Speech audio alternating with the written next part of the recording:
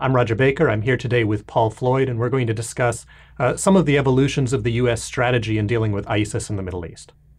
Last evening, we heard the president lay out a little bit more of an explanation of the changes that are going to be coming in what the United States is going to do, or at least a broader strategy for dealing with ISIS that appears to involve a lot more countries taking an active role.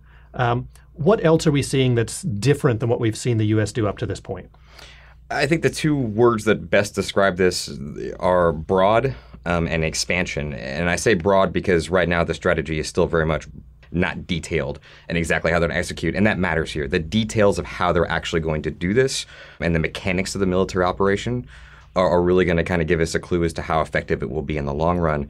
And I say expansive because we're not seeing anything new happening. We're just seeing a bunch of smaller, maybe clandestine programs that we've been working in the region the United States has, and kind of building them up in a much larger fashion, trying to do them in more volume, bringing in more air power, more training, and bringing in more partners to kind of bear the cost with the United States.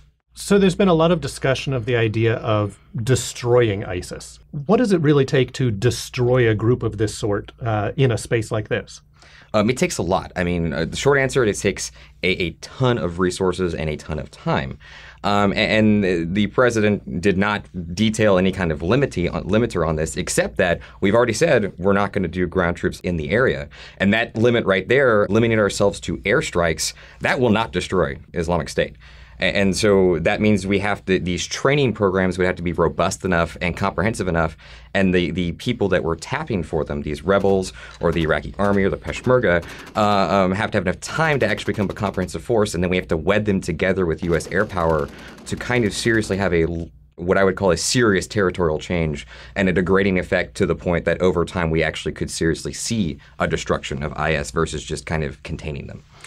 As we look at this, one of the things that I'm struck by is that there seems to be a fundamental difference between ISIS in the space in which it's operating and, say, Al-Qaeda in the way in which it operated in Afghanistan. So Al-Qaeda in many ways was an external group that was utilizing Afghanistan, utilizing sort of the cover and the space provided by the Taliban to plan, to train, to operate, but primarily to operate outside of Afghanistan. And so it set up one set of challenges for the United States in dealing with Al-Qaeda. But in dealing with ISIS, this appears much more to be, in many ways, an indigenous movement or something that reflects the reality of the space within which it's in, that it is rising up from the long-term divisions between the Shia and the Sunni, between the various interests in the region.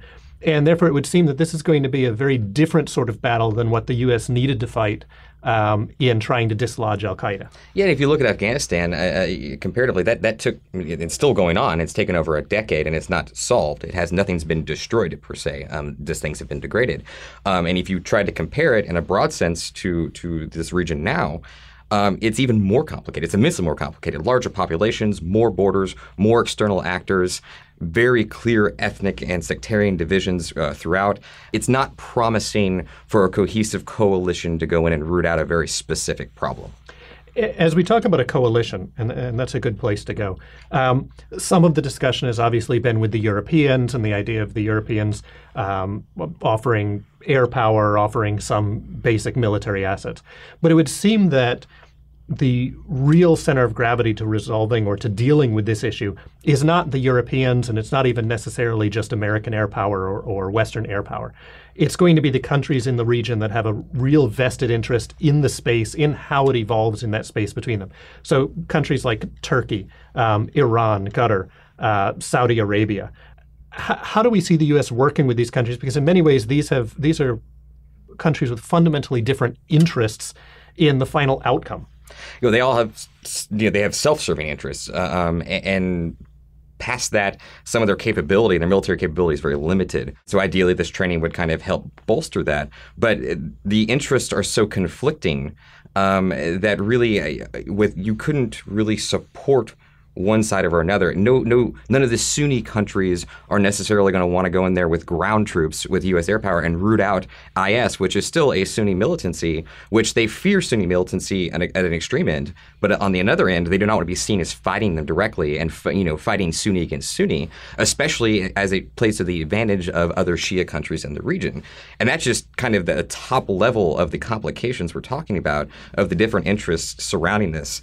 And again, leading to this idea that U.S. can probably bolster these individual countries and their capability and kind of set a perimeter around ISIS and can do some limited actions to actually strike ISIS through air power and maybe some limited operations on the ground that will degrade them. But going back to this idea of destruction, that entails so much more and so much more of a commitment and so much more of a working together of this entire coalition that's almost impossible to obtain. So ultimately, we're looking more at containment versus destruction probably is a likely result. So in the end, the publicly stated political intent may be destruction. But the reality both of the politics of the region, of the military limitations, and of the political constraints on military action, particularly by Western states, but also by the countries in the region, means that, one, this is a very long conflict that's going to be playing out, and two, in the end, the settlement is not going to be nearly as cathartic as ending ISIS or removing it, that we're going to end up with a space that's going to continue to have these types of internal contradictions, and the reality is the best is containment. Absolutely.